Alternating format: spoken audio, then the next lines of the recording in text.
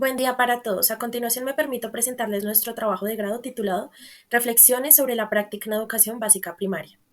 Investigación dirigida por Nicole Daniela Ruiz, Marlene Andrea Yate y quien les habla, Diana Carolina Triviño.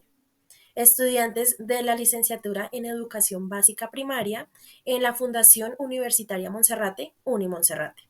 Ahora bien, con relación a la formulación de la pregunta problema, se hace referencia a cómo se construyen las reflexiones sobre la práctica pedagógica de una muestra de 6 docentes en ejercicio de los colegios Colegio Confraternidad de la Doctrina Cristiana y el Colegio Parroquial Santo Cura de Ars, así como el Colegio Privado Gimnasio Integral. En cuanto a los objetivos, contamos con el objetivo general, quien apunta a analizar las reflexiones sobre la práctica pedagógica de una muestra de 6 docentes en ejercicio de los colegios del CA, Colegio Confraternidad Doctrina Cristiana, Colegio Parroquial Santo Cura de Ars y el Colegio Gimnasio Integral Moderno en Educación Básica Primaria.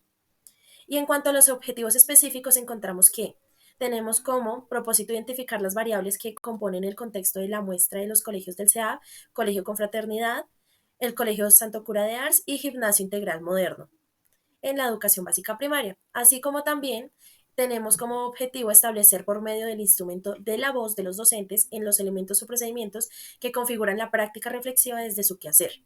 Y por último, demostrar el proceso reflexivo de los docentes desde el análisis de los resultados de la entrevista como instrumento de doble vía para la resignificación de las prácticas pedagógicas. A partir de los colegios donde actualmente ejercemos la práctica laboral, dos de ellos pertenecientes al sistema educativo de la Arquidiócesis de Bogotá, SEAP, y el Colegio Gimnasio Integral Moderno del sector privado. Estos son los escenarios donde se identifican los diversos contextos y cómo ello caracteriza la práctica docente y por ende la reflexión docente. Nuestra población participante es de 2 docentes por cada institución, los primeros de ellos del Colegio Confraternidad de la Doctrina Cristiana, los docentes Gabriel y Diana, apoyando desde la primaria hasta algunos grados de bachiller. Asimismo, el Colegio Parroquial Santo Cura de Ars, 2 docentes, uno de ellos de nombre Jorge, quien lleva una larga trayectoria de 11 años.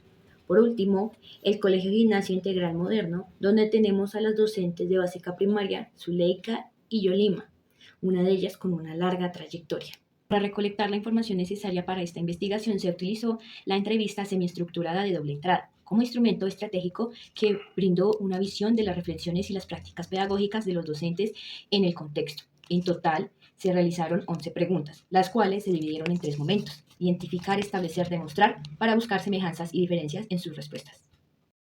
Dándole continuidad a nuestro tema, ahora vamos a pasar a hablar sobre el marco teórico. Como podemos observar, nuestra categoría principal es la reflexión y de esta se desprenden otras dos importantes, que es lo consciente y lo inconsciente, haciendo referencia a lo consciente como aquellas actividades que nosotros generamos basadas en nuestro método de raciocinio, y las inconscientes aquellas actividades que no.